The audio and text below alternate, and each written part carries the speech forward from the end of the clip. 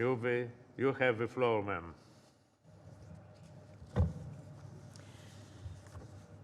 Thank you very much, Mr. Chairperson in Office, Foreign Minister Rao.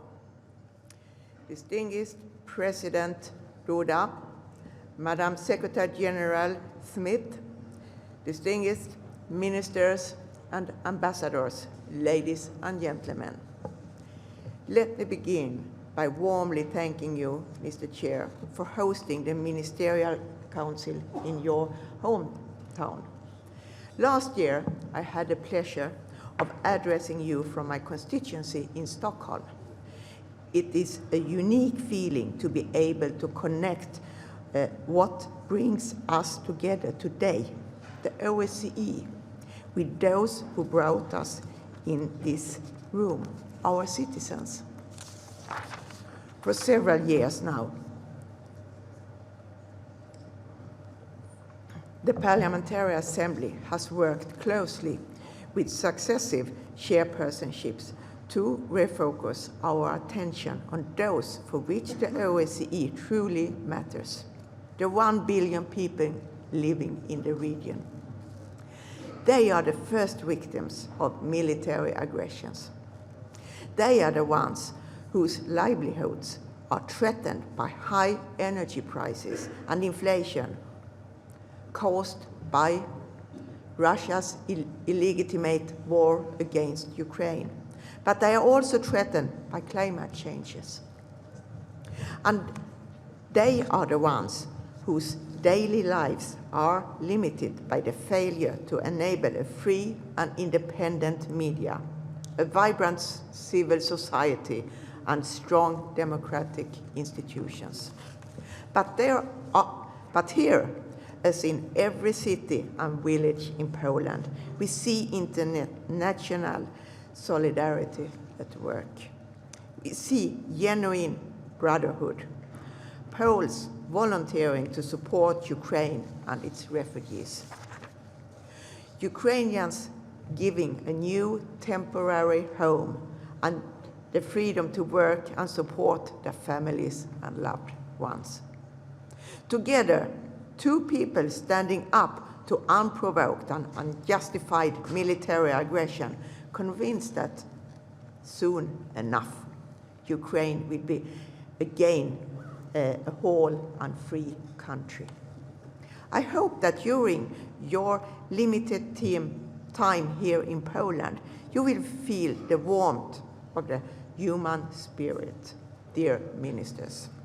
It must inspire us all to further strengthen our support for Ukraine's independence, sovereignty, and territorial integrity within its internationally recognized borders.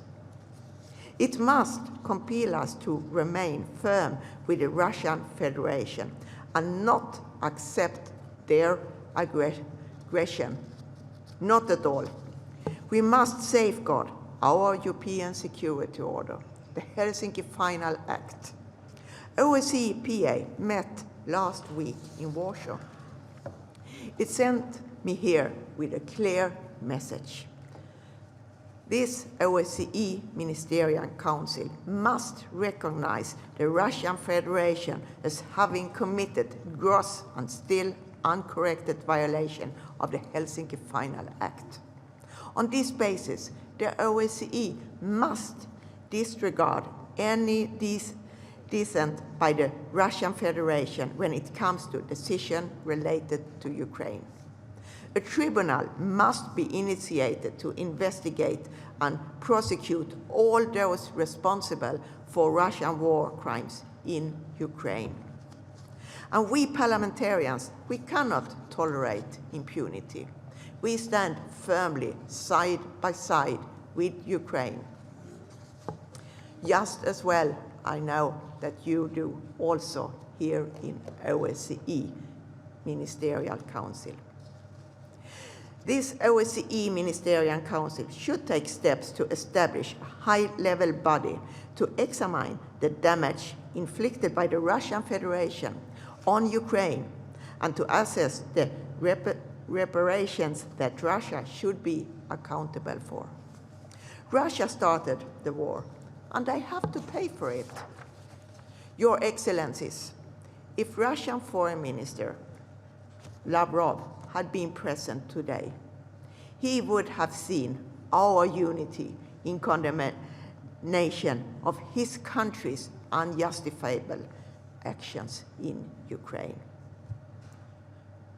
1 year after declaring the eastward expansion of NATO as a threat to Russia's territory, he would have been held accountable for Moscow's attempted westward expansion at the expense of Ukraine. Looking back, what a difference a year makes. In Stockholm, we were walking on the brink of the precipice, and in spite of all international efforts to take a step back, we have taken the plunge. This war has already claimed tens of thousands of lives. And I must say, it's enough. It's enough now. The war has to come to an end. But how far will this situation go on? How much damage can the OSCE take before it crumbles? The current situation threatens to further accelerate a disintegration which has been years in the making. This has crippled the OSCE ability to deliver. But I must say, I am very pleased for all the actions taken by the Polish chairpersonship, not letting OSCE be stopped, continued their effort for the people living inside OSCE, and also for all the activities taken by Secretary General Helga Smith. This shows true courage. This shows the dedication for OSCE principles. With no consensus among the 57 participating states, where will we find ourselves in the future? And 2 years from now, will the 50th anniversary of the Helsinki Final Act also be an end? No, I don't believe so. I see the future, and I can see the commitment here among your ministers and ambassadors. Let's work forward for a strong OSCE. Ministers, as we can disagree around the table, I am convinced that no one wishes for the end of the OSCE. After all, among all the multilateral tools at your disposal, it is the one with the best value for money to build long-lasting peace and stability. So now, it's the time to support the OSCE, to fully support OSCE. It's time to agree on its modest budget for the years to come. It's the time to find ways forward and not letting one country destroy OSCE and the European security order. So now it's time to ensure that OSCE and its institutions can continue to operate efficiently through trusted and proven leadership. And now is the time to protect the work and the staff of the OSCE in the field.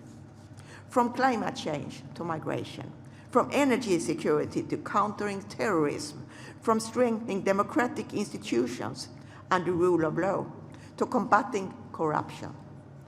There are endless of challenges requiring deeper cooperation between the countries inside OSCE region.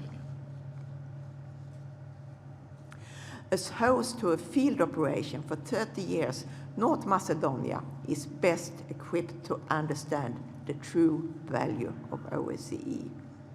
And when I have met with the foreign minister of North Macedonia, I have seen his eagerness to take over the chairpersonship of OSCE, and I do really look forward to North Macedonia's chairpersonship for next year.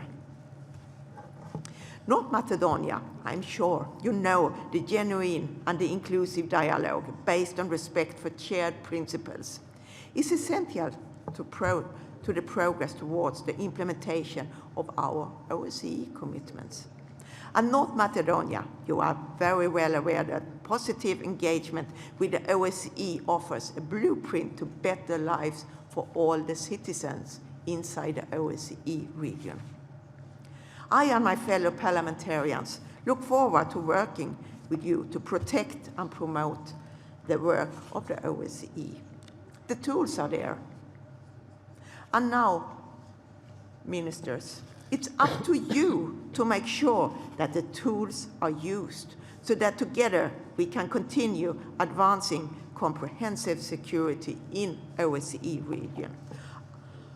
The 1 billion citizens count on you. And finally, I would like to thank Chairperson in Office, Foreign Minister Rao, and Secretary General Ms. Helga Smith for their excellent cooperation and leadership. I would also like to thank you all on behalf of OSCE Parliamentary Assembly to all the staff deployed all over the OSCE region for your commitment, and I wish you all the best for the future. Thank you very much.